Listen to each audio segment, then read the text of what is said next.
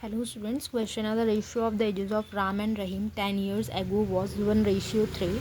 The ratio of their ages 5 years hence will be 2:3. Then the ratio of their present ages is, अब देखिए यहाँ पे उनका edges का रेशियो दे दिया 10 years ago का और 5 years hence का.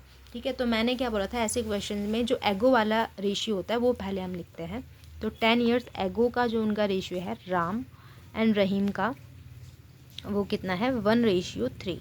ओके, और यहाँ पे अब इन्होंने हैंस का रेशियो दे दिया है, मतलब 5 साल, प्रेजेंट से 5 साल बाद की बात हो रही है ये. तो प्रेजेंट से 5 साल बाद उनके एजेस का रेशियो कितना हो जाएगा, 2:3 हो जाएगा. ओके, अब ये हो जाएगा 2:3 हो जाएगा आपका एजेस का रेशियो. अब यहाँ पे देखिए, इसमें आपको मैंने क्या बताया था, इन पे जो आपको डिफरेंस चेक करना होता है. तो जब हम यहाँ पे डिफरेंस चेक करोगे तो ये कितना हो जाएगा 2, और यहाँ पे डिफरेंस हो जाएगा 1. अब यहाँ पे देखिए, यहाँ पे 2 आया डिफरेंस और यहाँ पे 1 आया.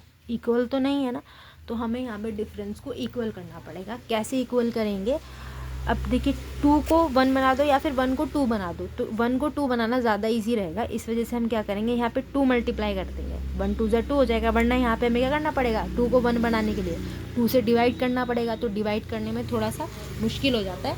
तो अगर कोई और नंबर हो तो यहाँ पे मल्टीप्लाई करना इजी रहता है, इसलिए हम 1 को 2 बना देंगे.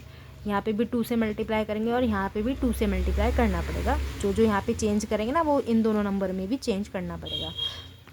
तो यहाँ पे तो हमने कुछ मल्टीप्लाई नहीं करा, तो ये ऐसे ही रहेगा. और 2:3 जो यहाँ पे आपने मल्टीप्लाई करा था 2, तो 2 2 कितना हो जाएगा 4, और 3 2 कितना हो जाएगा 6 हो जाएगा. ठीक है, अब डिफरेंस आप चेक करो, यहाँ पे 2 आ रहा है और यहाँ पे भी 2 आ रहा है. अगर यहाँ पे डिफरेंस सेम आता है ना, तो यहाँ पे भी फिर डिफरेंस आपका सही आता है. इस वजह से हम यहाँ पे बैलेंस करते हैं. 6 में से 3 गया तो कितना बच जाएगा, 3 बच जाएगा.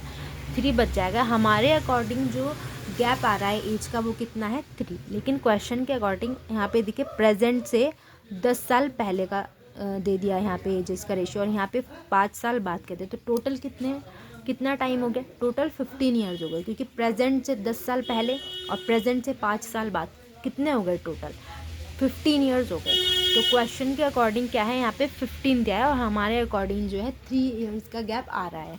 तो यानी कि 3 की वैल्यू अगर 15 है तो 1 की वैल्यू कितनी आ जाएगी 5. कैसे, 3 1 ज़ा 3 और 3 5 ज़ा 15 ऐसे आई. 1 की वैल्यू आ गई आपकी 5 आ गई है. अब आपको क्या पूछा है इन्होंने, then the ratio of their present ages का यहाँ पे इन्होंने रेशियो पूछा है. तो पहले क्या करते हैं हम, 5 साल बाद का जो रेशियो है उसकी एग्जैक्ट वैल्यू निकाल लेते हैं और फिर उसके बाद प्रेजेंट की एग्जैक्ट वैल्यू निकाल के उनका रेशियो निकाल दें. ठीक है, तो यहाँ पे अब देखिए, जो हम यहाँ पे चेंज करते हैं ना, जो हम मल्टीप्लाई करेंगे, इस वाले नंबर को हम रेशियो से मल्टीप्लाई करते हैं ना, तो जो हम चेंज करेंगे, जो हम मल्टीप्लाई करेंगे, वो जो चेंज करके हमने नंबर लिखा है उसमें करेंगे. यहाँ पे नहीं करना है, जो चेंज करके हमने डिफरेंस इक्वल करके कराया वहाँ पे मल्टीप्लाई करना होता है. इस चीज़ को आपको ध्यान रखना है. तो राम की जो एज है वो 5 साल बाद कितनी हो जाएगी प्रेजेंट के, उसके लिए क्या करेंगे, जो रेशियो है उसको इस वाली एग्जैक्ट वैल्यू से मल्टीप्लाई कर देंगे. यानी कि 4 5 कितना हो जाएगा 20. राम की एज आ गई 20 और रहीम की एज कितनी आ गई 6 5 मल्टीप्लाई करेंगे तो 30 आ जाएगा. ये इनकी कब की एज है, 5 साल पहले की है.